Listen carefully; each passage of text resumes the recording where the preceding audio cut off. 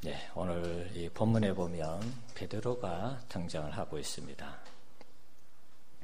베드로는 예수님의 제자 중에 굉장히 혈기왕성한 그러한 사역을 한 제자입니다. 베드로는 나서기를 좋아했고 또 그로 인해서 많은 실수도 했습니다.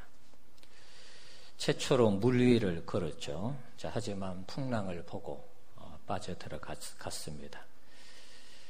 풍랑 때문에 걱정을 하는 제자에게 베드로에게 예수님이 혼을 내셨죠.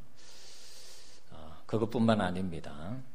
예수님이 나를 누구냐 이렇게 물으실 때 베드로는 주는 그리스도시고 살아계신 하나님의 아들이시라 이렇게 고백을 했습니다. 칭찬을 받았습니다. 하지만 곧 이어서 예수님이 고난을 당하시고 죽으신다는 말씀을 하실 때 베드로가 그것을 막으려고 했죠. 그랬을 때 사탄아 물러가라. 사탄이라는 책망을 받았습니다. 예수님 붙잡히실 때도 베드로는 나서서 그 말고의 귀를 잘랐죠. 예수님 잡으러 온 종을 칼을 들고 귀를 잘랐습니다.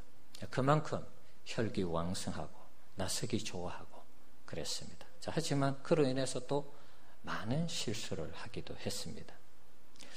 베드로를 가만히 보면 또 의심도 많고 겁도 많은 인물이라는 것을 알 수가 있습니다. 하지만 그 신중함을 통해서 어떤 일에 대해서 확신을 가지며 또 모든 것을 쏟아붓는 앞뒤 가리지 않고 달려드는 그런 모습도 볼 수가 있습니다. 한 가지 한번 예를 들어보겠습니다. 베드로가 예수님을 처음 만났을 때 예수님의 부르심을 받았지만 그는 예수님의 부르심을 따르지 않았습니다. 한번 이렇게 예수님에 대한 이 만남이 있었지만 그것이 확신이 생기지 않았든지 따르지 않았습니다. 요한복음 1장의 말씀을 참고하면 예수님이 베드로를 만나는 장면이 소개됩니다. 35절에서 39절의 내용을 보면 처음에 이제 베드로의 동생이었던 안드레가 원래는 이제 세례 요한의 제자였습니다. 근데 이제 그 세례 요한이 예수님을 가리켜서 하나님의 어린 양을 보라 이렇게 예수님을 가르쳤어요. 그러니까 요한의 이 두 제자가 예수님을 따릅니다. 그러면서 예수님을 만나면서 예수님이 메시아구나 이렇게 느끼게 되죠. 알게 됩니다. 그 두 명의 제자 중에 한 명이 안드레였습니다. 안드레가 예수님을 만나고 나서 베드로에게 소개를 해주고 있습니다. 요한복음 1장 40절 이하에 보면 안드레가 이런 말을 합니다. 우리가 메시아를 만났다. 그렇게 말하면서 형 베드로를 예수님에게 데려옵니다. 그때 예수님께서 처음 이제 베드로를 만나시는데 요한복음 1장 42절에 보면 예수께서 보시고 이르시되 내가 요한의 아들 시몬이니 장차 게바라 하리라 하시니라. 처음 베드로를 만나서 너 이름을 게바라, 베드로로 이름을 바꾸었습니다. 원래 이름은 시몬이었는데 베드로라는 이름, 반석, 게바 이런 뜻으로 이름을 바꾸어 주었습니다. 그래서 너 나의 제자가 되라 이렇게 하셨는데 이 베드로가 예수님을 따르지 않았습니다. 이 사연은 정확하게 성경에 기록되어 있지 않습니다. 그런데 나중에 또다시 예수님을 만납니다. 누가복음 5장에 보면 긴네사렛 호숫가에서 베드로가 또다시 예수님을 만나죠. 그래서 요한복음 1장과 누가복음 5장 이 상황을 보면은 요한복음 1장은 육지에서 예수님을 만나는 장면이고 누가복음 5장은 호숫가에서 예수님을 만나는 장면입니다. 그래서 이제 만나는 장면이 다르기 때문에 제가 예수님을 2번 만났다 이렇게 표현을 하는 것입니다. 지금 이 누가복음 5장의 내용을 보면 호숫가에서 예수님이 말씀을 전하십니다. 그리고 이 베드로의 배에 타서 말씀을 전하시죠. 한참 말씀을 전하시고 나서 베드로에게 이제 배 오른편에 깊은 데로 가서 오른편에 그물을 던져라 이렇게 말을 합니다. 자, 그때 베드로가 제가 밤새도록 고기를 잡았는데 하나도 못 잡았지만 선생님 말씀에 의지해서 한번 그물을 내려보겠습니다. 이렇게 순종을 하죠. 자, 그때 고기가 어마어마하게 잡혔습니다. 이때 베드로의 반응을 보면 누가복음 5장 8절에 예수의 무릎 아래 엎드려 이르되 주여 나를 떠나소서 나는 죄인이로소이다.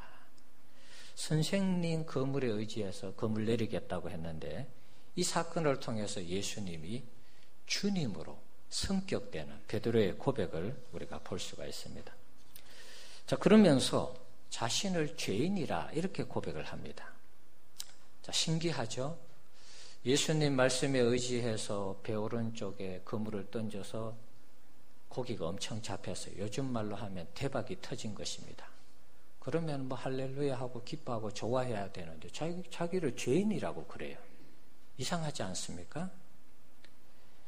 뭔가 회개하는 듯한 그런 분위기가 들죠. 자, 이런 고백을 베드로가 왜 했을까요? 요한복음 1장 말씀과 연관을 시켜보면 이렇습니다. 처음에 예수님을 만났을 때 자기의 이름을 계명시켜주고 너 나를 따르라 이렇게 했는데 예수님을 안 따랐습니다.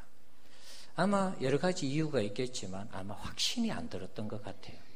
이분이 정말 누구인데 내가 내 삶을 다 포기하고 예수님을 따를까?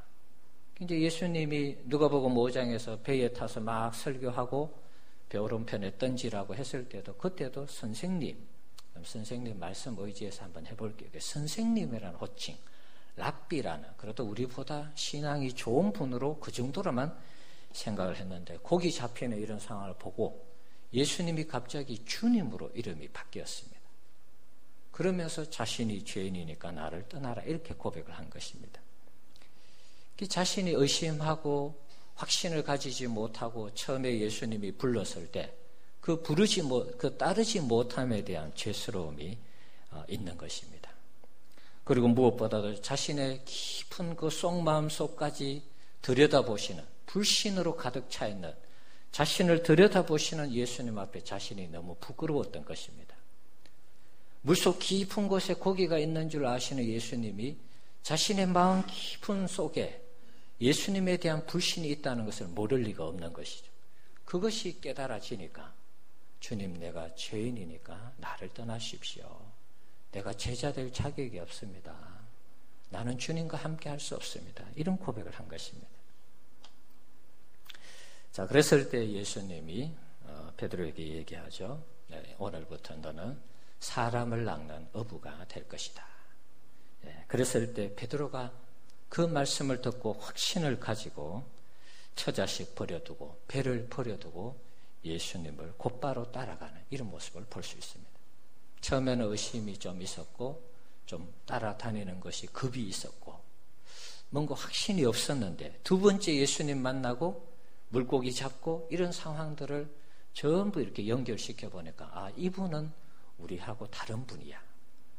이 세상 살아가는 사람들하고 다른 분이야. 이걸 확신한 것입니다. 그래서 모든 것을 버려두고 예수님을 따른 것입니다. 예수님을 3년 동안 따라다니면서 좋은 일, 나쁜 일 다 있었습니다. 앞에서 잠깐 소개했습니다. 어느덧 예수님이 십자가를 져야 하는 시기가 왔습니다.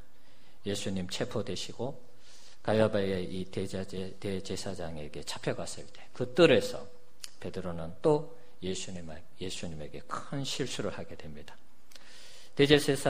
대제사장의 뜰에서 예수님 모른다 3번 부인을 했죠. 모르고 저주하면서 부인을 했습니다. 베드로는 더 이상 예수님의 제자라고 할 만큼 뭔가 이 모양새가 참 안 좋습니다. 부인하고 또 예수님 잡히실 때 도망가 버리고 말이죠. 십자가에 죽으실 때도 베드로는 없었습니다. 요한과 막달라 마리아, 또 다른 마리아 몇 명 여성들이 있었죠. 베드로는 끝내 그 십자가에 달리는 예수님 앞에 나타나지 않았습니다. 어떻게 보면 배신자고 도망자죠. 자, 그러다가 예수님이 부활하셨다는 소식을 듣게 됩니다. 막달라 마리아에게 소식을 듣게 되죠. 그리고 마침내 직접 자기가 예수님을 만나는 감격을 누리게 됩니다. 자, 오늘 우리가 21장 읽었는데 요한복음 20장 19절에 보면 안식 후 첫날 저녁에 제자들이 유대인들을 두려워해서 문 밖에 나가지 못하는 그런 모습을 볼 수 있습니다. 여기가 마가의 다락방이라 이런 일설이 있습니다. 모두가 잡혀서 예수님처럼 십자가에 죽을까 싶어 걱정해서 두려워서 염려해서 밖에 못 나가는 것입니다. 그때 부활하신 예수님이 첫 번째 제자들을 만납니다. 평강이 있을지어다. 두려워 떠는 제자들에게 평강이 있을 것을 말씀합니다. 그러면서 예수님께서 20장 요한복음 20장 21절에 보면 다시 평강이 있을지어다 말씀하시고 아버지께서 나를 보내신 것 같이 나도 너희를 보내노라. 다시 재파송하시는 것이죠. 내가 이제 부활했고 이제 성천할 테니까 너희들 다시 내가 하던 사역 이어서 열심히 해라. 아버지가 나를 이 땅에 보낸 것처럼 나도 너희를 다시 보내니까 열심히 내가 했던 것대로 했던 것처럼 그렇게 사역하라고 당부를 했습니다. 자, 24장 이하의 이 장면을 보면 처음 이제 예수님 만나고 나서 24절, 요한복음 20장 24절 이하에 보면 부활하신 예수님을 제자들이 만났을 때 그때 도마가 없었습니다. 제자 도마가. 그래서 이 도마가 와서는 부활하신 예수님 만났다. 다른 제자들이 얘기하니까 내가 예수님의 못자국 손이나 옆구리에 손가락을 넣어보지 않고는 내가 못 믿겠다. 이렇게 나왔습니다. 자, 그랬을 때 예수님이 다시 두 번째 제자들에게 나타납니다. 도마에게 얘기하죠. 꾸중하듯이 얘기합니다. 너는 나를 본고로 믿느냐? 보지 못하고 믿는 자들이 복되다. 그렇게 말씀하시죠. 두 번에 걸쳐서 제자들에게 나타나셨습니다. 베드로 입장에서는 부활하신 예수님을 두 번이나 확실하게 만난 그런 경험이 있죠. 자, 이 정도 되면 부활하신 예수님을 두 번씩이나 만났고 예수님이 재차 다시 제자들을 파송했기 때문에 내가 지금부터 잘 준비해서 예수님이 말씀하신 이 파송의 이 내용들을 가지고 예수님 대신해서 내가 사역을 잘 감당해야지 이런 생각을 해야 되지 않습니까? 정상적인 사람이라면 이 정도의 이 생각을 할 수 있습니다. 정신 차려서 내가 예수님께 못다한 그 헌신을 해야지 이런 생각을 할 수 있는데 그런데 어떻게 된 영분인지 베드로는 예수님이 다시 재파송하시는 이 삶에 자신을 헌신하지 않습니다. 자, 21장으로 넘어가서 보면은 21장 3절에 한번 보십시오. 두 번 예수님의 부활을 체험한 이 베드로가 3절에 의외에 뜬금없는 그런 결정을 하게 됩니다. 나는 물고기 잡으러 가노라. 이렇게 대답을 하고 있습니다. 자, 그러면서 옆에 있던 제자들도 여기에 미혹이 되어서 같이 물고기를 잡으러 가는 그런 모습을 볼 수가 있습니다. 베드로가 왜 이런 어이없는 결정을 했을까요? 부활을 확신하지 못해서 그런 것일까요? 부활을 두 번이나 확신했잖아요. 예수님 만났잖아요. 부활을 확신하지 못한 것은 아닙니다. 그럼 왜 그랬을까요? 부활하신 예수님을 두 번씩이나 만나면서 확신을 했는데 다시 내가 너희를 보내노라 이런 말씀도 들었으면 주님 제가 이때까지 잘못했으니까 지금부터 정신 차려서 잘할게요. 그리고 뭔가 준비하면서 예수님을 대신해서 사역할 준비를 해야 되는데 물고기 잡으러 가노라 그러면서 다시 과거의 직업이었던 업으로 돌아간 것입니다. 왜 그랬을까요, 여러분? 저는 이 부분에서 베드로가 자책했다라고 보는 것입니다. 베드로 스스로가 주님 앞에 내가 더 이상 주님의 제자가 될 자격이 없다라고 스스로 자책하면서 주님을 떠난 것으로 저는 그렇게 보는 것입니다. 예수님의 충실한 제자로 예수님을 따르기만 하면 되는 상황에서 갑자기 물고기 잡으러 가겠다라고 결정을 한 것입니다. 자신을 돌아보니까 제자 될 자격이 없다라고 생각한 것입니다. 부활을 목격했지만 내가 주님한테, 주님에게, 주님의 나라에 오히려 걸림돌이 되겠다 이런 생각을 한 것입니다. 그래서 스스로 사표를 쓴 것입니다. 주님의 나라와 주님께 해가 되면 안 되지 이런 생각을 하면서 제자로서의 사표를 쓴 것입니다. 어떻게 보면 굉장히 양심적인 그런 행동을 했다고 할 수 있죠. 우리가 신앙생활 할 때 여러분 굉장히 양심적으로 우리에게 도전하는 일들이 있습니다. 몇 번 말씀드립니다. 여러분들이 죄를 지으면 우리가 양심적으로 어떤 생각이 듭니까? 야, 주님 앞에 나올 자격이 없어. 이런 생각이 들죠. 사탄이 그걸 이용하는 것입니다. 하나님은 하나님 앞에 나와서 그 죄를 해결하고 죄 문제를 해결하고 하나님을 잘 섬기기를 원하십니다. 그런데 우리는 우리의 양심이 내가 이런 상태로 어떻게 하나님께 나가? 이런 양심의 가책을 받는 것입니다. 그래서 하나님께 나오지 않고 교회를 나오지 않고 하나님을 떠나는 것입니다. 결국 누가 제일 좋아하겠습니까? 사탄이 제일 좋아하는 것입니다. 우리가 여기에 걸려들면 안 되는 것입니다. 예수님이 힘들어할 때 자신이 3번 예수님을 부인했습니다. 십자가에 달릴 때도 겁이 나서 함께하지 못했습니다. 송구한 마음이 밀려 들어오는 것입니다. 내가 예수님의 제자가 될 자격이 없구나 그런 생각을 하는 것입니다. 나 같은 사람은 예수님의 제자가 될 자격이 없고 예수님의 일을 할 사람이 못 된다라고 생각을 한 것입니다. 비록 2번에 걸친 부활하신 예수님을 만나고 다시 재파송을 받았지만 더 이상 자신은 아니라고 생각을 한 것입니다. 그래서 물고기를 잡으러 간 것입니다. 어떻게 보면 이제 모든 것을 내려놓고 자연인으로 돌아간 것이죠. 어떻게 보면 베드로의 입장에서는 시원섭섭한 그런 일들이 있었을지도 모르겠습니다. 여러분이 베드로라면 어떻게 했을 것 같습니까? 여러분 생각할 때 베드로가 바보인가요? 어떻게 생각하십니까? 아니면 나도 아마 베드로처럼 그랬을 것이다. 그런 생각을 하십니까? 저는 이 부분에서 베드로의 지나친 자책이 예수님을 떠나는 그런 계기가 되었다라고 보는 것입니다. 베드로는 새롭게 출발하는 예수님의 제자들에게 혹은 예수님의 사역에 누가 될까 싶어서 자신은 예수님을 따르지 않기로 결심한 것입니다. 양심의 가책이 밀려와서 주님을 떠난 것입니다. 우리도 이럴 때가 있습니다. 내가 뭔가를 잘못해서 하나님 앞에 죄송하고 교회 앞에 죄송하고 가족에게 죄송하고 여러 상황들이 나로 하여금 미안하게 하고 죄송하게 하고 송구스럽게 해서 내가 여기 더 이상 몸을 담는 것은 무리다 이런 생각을 할 때가 있습니다. 자책이죠. 우리 스스로가 자책하는 것입니다. 이 자책이 깊어지면 자괴감으로 이어지는 것입니다. 내가 못 견디는 것입니다. 내가 못 견딜 때는 극단적인 선택을 하는 것입니다. 모든 것이 나 때문인 것처럼 그렇게 여겨질 때가 있습니다.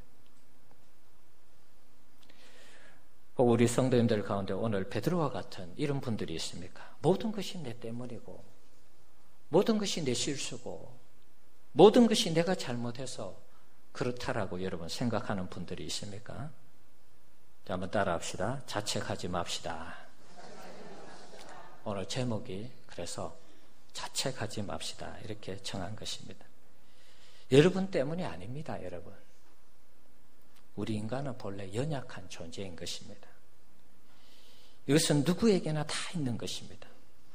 물고기 잡으러 갈 때 베드로만 갔습니까, 여러분?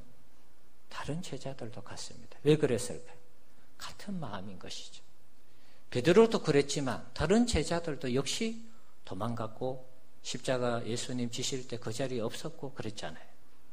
그러니까 같은 마음이니까 같이 간 것입니다. 스스로 제자의 이 사표를 던진 것입니다.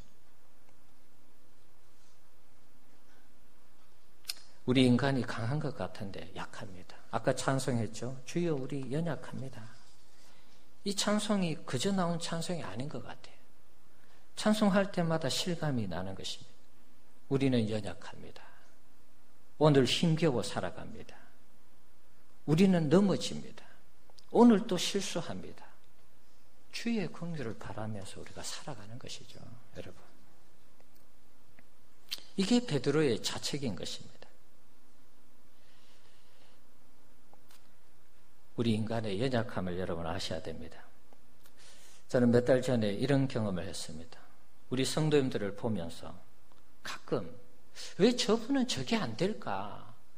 저것만 뛰어넘으면 참 너무 좋을 텐데 왜 저게 안 될까? 제 속으로 그런 생각을 하는 것입니다. 좀 심하게 얘기하면 참 너무 바보 같다. 제가 볼 때는 얼마든지 이겨낼 수 있는 그런 부분인데 못 이겨내니까 그런 생각이 드는 것입니다. 그러면서 저는 마치 다 잘하는 양 제 자신을 생각했습니다. 그런데 가만히 보니까 그게 아니더라는 것입니다. 제가 그분보다 잘하는 게 또 있겠죠. 그러나 그분보다 제가 또 못하는 게 있습니다. 이 제 자신을 발견한 것입니다. 다른 사람에게는 그것이 단점이고 약점이지만 제게는 또 다른 부분에서 단점과 약점이 있는 것입니다. 어떤 분에 대해서 이런 생각했습니다. 야, 은혜도 참 모르는 분이다. 그런 생각했습니다. 그런데 그런 생각을 할 때 주님이 제게 주시는 마음은 뭐냐 하면 니는 은혜를 아는 놈이냐 이런 마음을 주세요. 정말 그렇습니다. 제가 주님 앞에 제가 은혜를 안다면 제가 주님 앞에 범죄하는 그런 모습들 주님 보실 때 그렇게 하면 안 되는 것이거든요.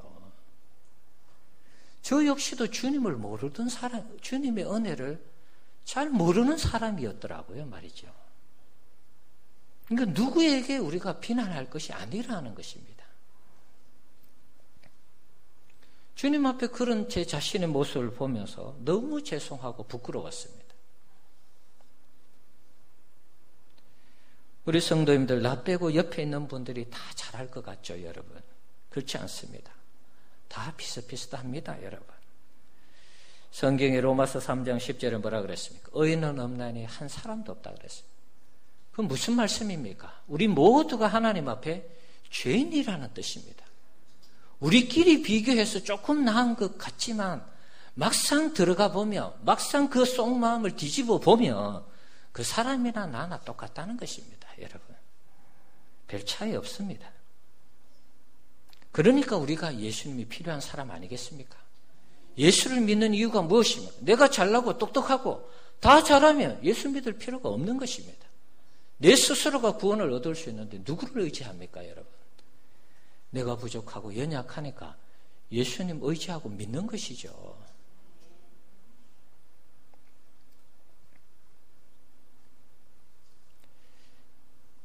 우리 중에 특별한 사람 누가 있겠습니까, 여러분? 다 비슷비슷합니다. 그런 의미에서 우리가 남과 비교하면서 자책하지 말자는 것입니다. 구관이 명관이라고 말이죠. 제자들이 새롭게 갖추어져서 주님을 새롭게 제자들 다 물고기 잡으러 갔잖아요. 예수님 입장에서 그러면 다 물고기 잡으러 갔구나. 내가 다시 제자 뽑아야지. 그리고 예수님 제자 다시 뽑아서 또 부활하시고 한 3년 동안 이제는 부활하신 예수님이 직접 3년 동안 가르치고 세우면 제자들이 달라질까요, 여러분? 저는 그렇지 않다고 보는 것입니다. 예수님도 그것을 아셨어요. 사람은 거기서 거기라는 것을 아셨어요. 그러니까 예수님이 다시 베드로를 찾아가는 것입니다. 베드로와 함께 있는 제자들에게 가는 것입니다. 자책하고 자괴감에 빠져있는 베드로와 제자들에게 찾아가서 다시 그들을 회복시키시는 것입니다. 다른 사람 뽑아가지고 3년 동안 훈련시켜도 크게 다를 바 없다라고 생각하는 것입니다. 그래서 예수님이 21장에 보면 요한복음 21장에 예수님 만납니다. 베드로와 제자들을 만나죠. 특별히 베드로를 대표 케이스로 해서 만나죠. 너가 나를 사랑하느냐 물으시죠. 3번에 걸쳐서. 이 모양이 말이죠.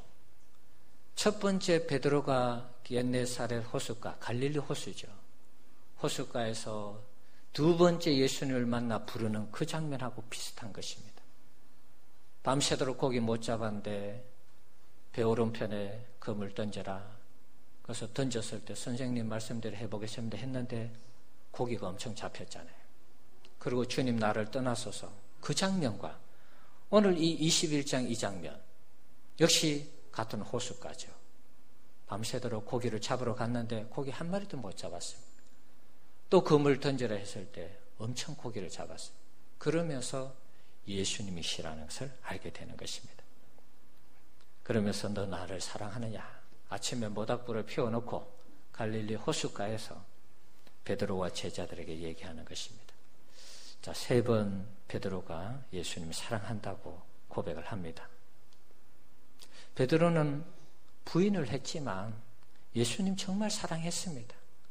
정말 죽기까지 따르기를 원했습니다. 근데 갑자기 죽음에 대한 그 위협, 공포가 밀려올 때 거부한 것이죠. 부인을 한 것이죠. 예수님도 그것을 아시고 지금 찾아온 것입니다. 자, 그러면서 사랑하는 그 제자의 고백을 들으시고 그 중심을 보시고 예수님은 베드로를 다시 세웁니다. 그리고 내 양을 먹이고 내 양을 치라 이렇게 부탁하시죠. 그리고 19절 오늘 본문에 있는 것처럼 19절에 보면 나를 따르라 이렇게 요청하는 것입니다. 너 물고기 잡으러 가는 세상을 따르지 말고 이제 정신 차려서 나를 따르라 이렇게 말씀하는 것입니다. 주님을 온전히 따를 것을 말씀합니다. 자책하면서 세상을 따르지 말고 자책하는 것을 극복하고 나를 따르라. 내가 다시 보낼 테니까 너 나처럼 사역해라. 이런 말씀이죠.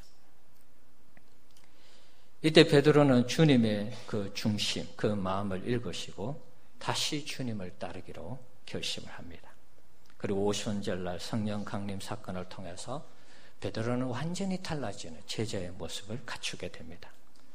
오늘 18절에 있는 말씀처럼 베드로는 마지막 순교를 당할 때 그는 자기가 원치 않는 곳으로 주님이 원하는 곳으로 가서 로마에서 수많은 순교자들이 죽어가는 그 현장에 가서 복음을 전하고 교회를 세우고 영혼을 세우다가 거꾸로 십자가에 못 박혀 죽는 그런 마지막을 경험하게 되는 것입니다.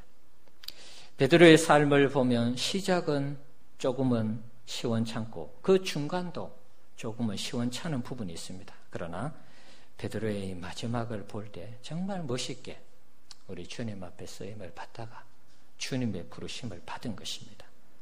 우리 사랑하는 성도 여러분, 우리가 교회 생활을 하면서 혹은 가정에서 생활을 하면서 혹은 직장이나 사업장에서 여러분 생활하면서 양심의 가책이 되어서 도무지 내가 함께하지 못할 것 같은 그런 마음이 들 때 내가 함께하는 것이 죄송하고 미안하고 그래서 여러분 스스로 사표를 쓰고 사임하고 또 떠나려고 하는 그런 마음이 들 때 오늘 여러분 베드로를 기억해야 되는 것입니다.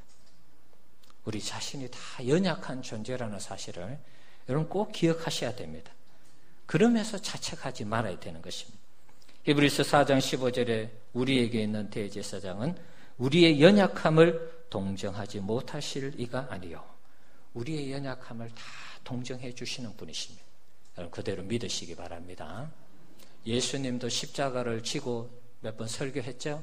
흔들렸잖아요. 예수님도 육신의 이 죽음에 대한 공포 두려움 때문에 이 십자가를 내게 지나가게 해 주십시오 이렇게 기도했잖아요. 그 인간의 고통, 극한의 고통을 다 아셨기 때문에 우리가 부인하고 때로는 도망가고 때로는 자책하고 자괴감에 빠져 있을 때 예수님이 우리를 동정해 주신다는 것입니다. 그런 의미에서 여러분 예수님을 떠나면 안 되는 것입니다. 여러분 자책하면서 예수님을 섬기는 것을 중간에 포기하려고 하면 안 되는 것입니다. 내가 그만두면 더 좋은 사람 나올 것 같죠, 여러분? 그렇지 않습니다. 사람은 다 똑같은 것입니다. 오늘 주님이 자책하는 베드로를 만나서 새롭게 회복시켜 주시고 다시 주님을 따를 수 있도록 힘을 주시고 회복시켜 주신 이 은혜가 우리 모든 성도님들에게 있기를 주의 이름으로 축원합니다. 다시 주님을 따를 때는 우리가 베드로처럼 마지막 베드로처럼 정말 주님 앞에 우리가 멋있게 쓰임을 받고 하나님 앞에 영광 돌리는 우리 성도님들 되시기를 바랍니다. 우리가 이 시대에 진정한 신앙인이 되기 위해서 우리에게 필요한 것이 있습니다. 그게 뭐냐 하면 주님의 마음으로 우리 자신을 용서하고 우리를 사랑하는 것입니다. 한번 따라합시다. 주님의 마음으로 우리 자신을 용서하고 사랑하자. 주님께서 우리에게 베드로처럼 주님은 언제나 용서하고 사랑하고 세우기를 원하십니다. 우리가 이것을 자책하면서 주님을 떠나면 그건 아니라는 것입니다. 여러분, 신앙의 슬럼프가 있습니다. 베드로처럼 이런 신앙의 슬럼프에 빠질 때가 있습니다. 자, 이것을 극복하는 비결, 방법은 주님이 베드로를 어떻게 다루셨는가를 여러분 기억하면 되는 것입니다. 자, 그래서 여러분 자책하지 마시고 주님이 주시는 위로와 용기와 힘을 가지고 회복되어서 마음껏 주님께 영광 돌리는 우리 성도님들 되시기를 바랍니다. 같이 한번 기도하겠습니다. 자, 이 시간 한번 기도합시다.